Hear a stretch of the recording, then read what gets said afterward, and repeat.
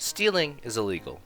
The act of stealing someone's property without any sort of official compensation is against the law and will get you heavily fined, if not a sentence for jail time. Despite these legal consequences for theft, there exists a surprisingly large community of those who refuse to pay for digital media.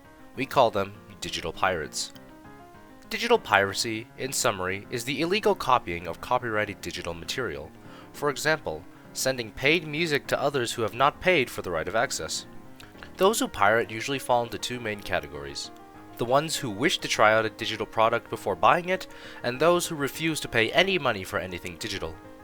These are the ones that the mass media tends to notice and frown upon.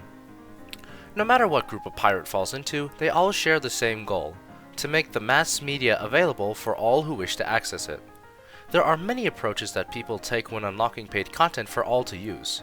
Some of these methods include redistributing music albums, cracking games and software to run without licenses, and illegal streaming services, just to name a few. These files can be shared in a few ways, including torrenting, directly downloading from websites, and even burning data onto CDs and physically distributing them.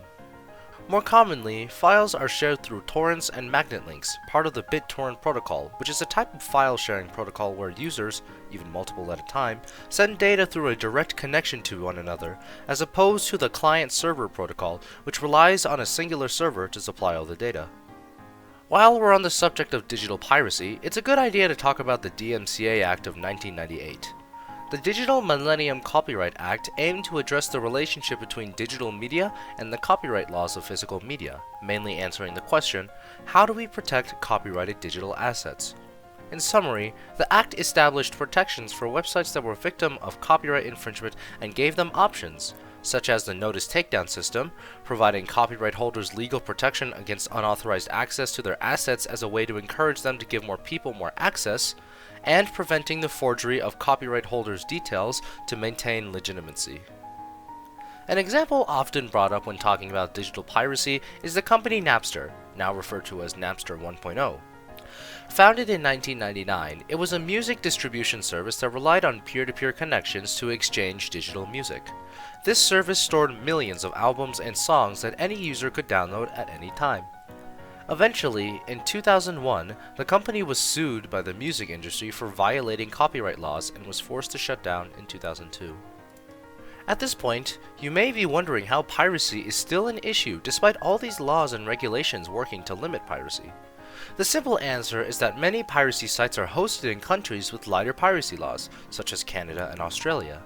Users in any country can also dodge restrictions by using proxies or virtual private networks to disguise their connections to be out of countries that restrict piracy and in countries that don't mind it as much, such as a user in Germany pretending to be located in Russia.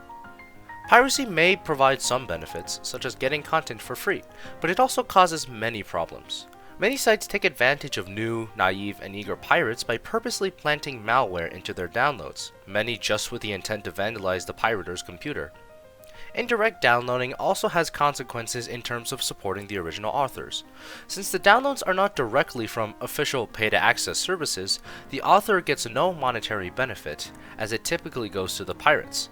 In several cases, this has resulted in freelancers and small artists being unable to support themselves and studios having to downsize or even close entirely. So we've learned that piracy is illegal and that it does more harm than it does good. How can we stop this from growing? Some large companies have worked to implement anti-piracy measures within their content, such as the studio Insomniac Games for their game Spyro the Dragon. We as consumers can do many things, like emailing large media companies about pirate websites and working together to broaden the concept of fair use. But those take a lot of time and effort, which many people may not be willing to do if piracy isn't a big issue to them. Instead, we can fight against piracy in many other ways, even in the comfort of our own homes.